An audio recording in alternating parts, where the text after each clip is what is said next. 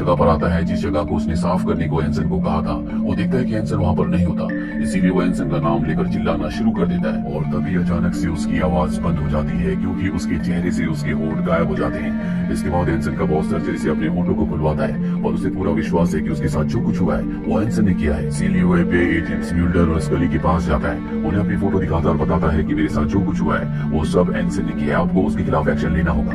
हालांकि इन्हें विश्वास नहीं होता कि कोई इंसान ऐसा कर सकता है, लेकिन फिर भी वो इस केस पर तहकीकात करने का फैसला करते हैं। वही एंसन को दिखाया जाता है जो घर पर अपने भाई के साथ रहता है। एंसन के भाई के पैर खराब होते हैं इसीलिए वो व्हील चेयर पर रहता है। एंसन के घर पर वो लड़की भी होती है जो उसे कालीन के अंदर मिली थी।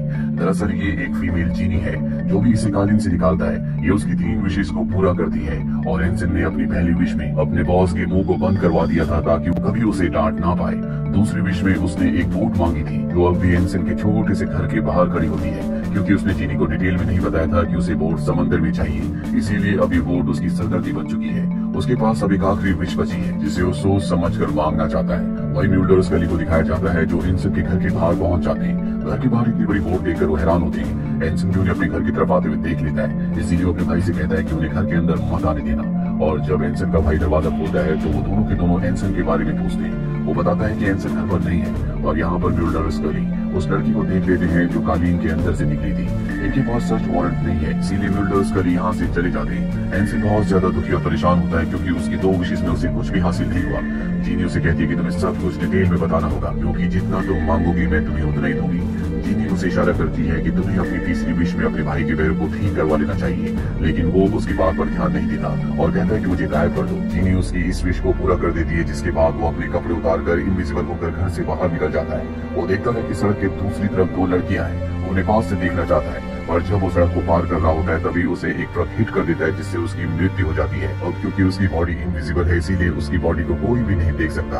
अगले दिन जब उसी रास्ते से एक लड़का साइकिल से जा रहा होता है तो एंसन की इनविजिबल डेड बॉडी से उसकी साइकिल टकराती है जिससे वो गिर जाता है। जल्दी पुलिस को एफबीआई को पता चल जाता है कि एक आदमी की मृत्यु हुई है जिसकी बॉडी इनविजिबल है और अब एंसन की बॉडी को ऑटोप्सी के लिए लाया जाता है जहाँ एफबीआई एजेंट्स स्कली उसकी बॉडी की जांच करती है। वो उसकी बॉडी पर एक खास तरह का पाउडर डालती है जिससे उसकी बॉडी विजिबल होना शुरू हो जाती है। स्कली को पता है कि साइंस को इससे बहुत ज्यादा मदद मिलेगी, इसलिए बहुत ज्यादा एक्साइटेड होती है। वो म्यूल्डर भी यहाँ पर आ जाता है। ये दोनों के दोनों देखते हैं कि ये एंसन है जिसके घर ये दोनों के दोनों इन्वेस्टिगेशन करने के लिए गए थे। म्यूल्डर को एक अरब माइथोलॉजी पर विश्वास होता है जो कि जीनी की माइथोलॉजी है। उसे लगता है कि एंसन को कोई जीनी मिला होगा और उसने अपनी विश में अपने आप को गायब कर दिया। तो स्कली को इस थ्योरी पर विश्वास नहीं होता, वो इसे साइंटिफिक तरीके से देख रही होती है। म्यूल्डर एक बार फिर से एंसन के घर जाता है जहाँ पर उसके भाई को बताता है कि तुम्हारे भाई एंसन की मृत्यु हो चुकी है। एंसन के भाई को सुनकर दुख होता है। म्यूल्डर कहता है कि मुझे तुम्हारा राज पता है, जरूर तुम्हें कोई पुराना चिराग मिला है जिसके अंदर से जीनी निकलता है और वो तुम्हारी विशेष को पूरा करता है। एंसन का भाई उसकी बात सुनकर डर जाता है और उसे खाली बॉक्स देकर कहता है कि हाँ, उसी बॉक्स के अंदर से वो जीनी निकलता है। म्यूल्डर उस बॉक्स को लेकर अपने ऑफिस आ जाता है लेकिन जल्दी उसे पता चल जाता है कि इस बॉक्स के अंदर से कोई जीनी नहीं निकलता। इसके बाद उस स्कली के पास जाता है और उसे कंप्यूटर पर कुछ फोटोज दिखाता है जिसमें कुछ बहुत बड़े बड़े लोग होते हैं जिनके साथ वो लड़की भी होती है जिस लड़की को इन दोनों ने एंसन के घर पर देखा था।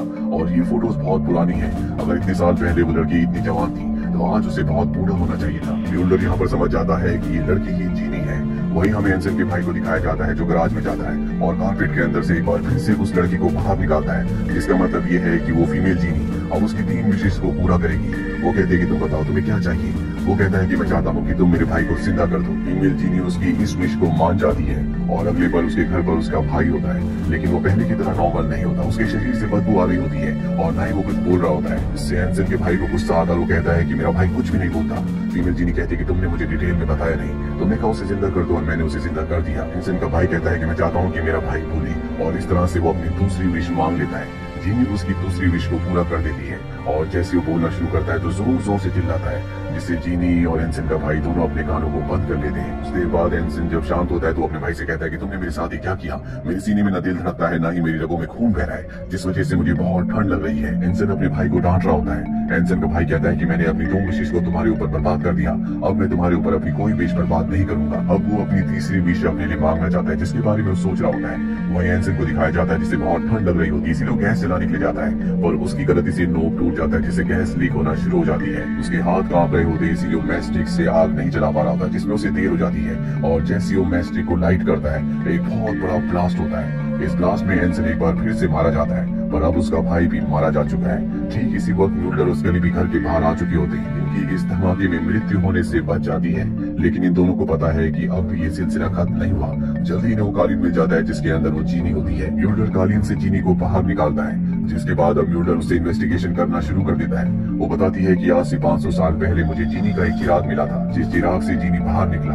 उसने कहा कि मैं तुम्हारी 3 विशेष को पूरा करूंगा। मैंने अपनी 2 विशेष पर बात कर दी, और तीसरी विश में मैंने मांगा कि मैं तुम्हारी तरह शक्तिशाली बन जाऊं। मैं उसकी तरह शक्तिशाली तो बन गई, लेकिन उसकी तरह श्राप भी मुझे लग गया। मैं कालीन में कैद हो गई। जो भी मुझे कालीन से बाहर निकालता है, मैं उसकी 3 विशेष को पूरा करती हूँ, जिसके बाद एक बार फिर से मैं कालीन में कैद हो जाती हूँ। फीमेल चीनी कहती है कि इंसान बेवकूफ है, वो कभी भी विशेष को पूरी तरह से मुझे डिटेल में नहीं बताते, जिस वजह से उनका अंत बहुत बुरा होता है। इसीलिए मुझे इंसान अब बिल्कुल पसंद नहीं है। म्यूल्डर उस फीमेल चीनी से कहता है कि तुम यहाँ से जा सकती हो, हम तुम्हें अरेस्ट नहीं करेंगे। वो कहती है कि मैं नहीं जा सकती, तुमने मुझे कालीन से बाहर निकाला है, इसीलिए तुम्हें अपनी 3 विशेष को मांगना होगा, इन्हें मैं पूरा करूंगी। म्यूल्डर चीनी को दूसरे कमरे में ले जाता है और उससे पूछता है कि अगर तुम्हें मौका मिले तो तुम क्या विश मांगना चाहोगी। वो कहती है कि मैं शराब से मुक्त होकर एक आम इंसान बनना चाहूंगी। इसके बाद म्यूल्डर कहता है कि मेरी विश ये है कि इस पूरी दुनिया में शांति हो जाए। फीमेल चीनी उसकी विश को पूरा कर देती है। म्यूल्डर जब बाहर आता है तो देखता है कि इस दुनिया में न एक इंसान है, न पशु, न पक्षी। इस दुनिया से हर वो चीज जो किसी भी तरह की आवाज करती है वो गायब हो चुकी है। उसे समझ में आ जाता है कि चीनी ने उसकी विश को सही से नहीं समझा। दरअसल वो इस दुनिया से हर तरह की बुराई को, पाप को, लड़ाई झगड़े को खत्म करना चाहता था, पर अब कुछ और ही हो गया। उसकी साथ इस गली भी गायब हो चुकी है। इसीलिए वो चीनी के पास दोबारा आता है और कहता है कि तुमने क्या कर दिया। चीनी कहती है कि तुम्हें हर चीज को डिटेल में बताना चाहिए था। इसके बाद दूसरी विश में वो कहता है कि जैसा पहले था वैसे हो जाए, और उसकी दूसरी विश को चीनी पूरा कर देती है, जिसके बाद सब के सब वापस आ जाते हैं। और अब उसके पास एक ही विश है। म्यूल्डर अपनी विश को बहुत अच्छे से लिखता है ताकि सब कुछ डिटेल में वो फीमेल चीनी को बता सके। म्यूल्डर इस दुनिया को बेहतरीन बनाना चाहता है, जहाँ पर कभी किसी के पास किसी चीज की कमी ना हो, किसी भी इंसान को किसी चीज के लिए किसी तरह का संघर्ष ना करना पड़े, हर इंसान की जिंदगी में खुशी हो, दुख का इस दुनिया में नामो निशान ना हो। स्कली भी वहाँ पर आ जाती है, जो उसे समझाती है कि ईश्वर ने इस दुनिया को इस तरह से बनाया है, इसके पीछे कुछ न कुछ कारण होगा। जब हम संघर्ष करते हैं और किसी चीज को पाते हैं तो उसकी खुशी अलग ही होती है। उसकी बात सुनकर म्यूल्डर समझ जाता है और वो कंप्यूटर स्क्रीन पर जो उसने लिखा होता है उसे ऑफ कर देता है। शाम को एक बार फिर से स्कली के पास जाता है। स्कली उससे पूछती है कि तुमने अपनी आखिरी विश में क्या मांगा, और वो उसे कुछ नहीं बताता। वहीं दूसरी तरफ हमें फीमेल चीनी को दिखाया जाता है, जो एक कॉफी हाउस में बैठी होती है। उसके चेहरे पर खुशी होती है। दरअसल म्यूल्डर ने अपनी आखिरी विश में ये मांगा होता है कि चीनी को उसकी शराब से मुक्त कर दिया जाए। वो एक आम इंसान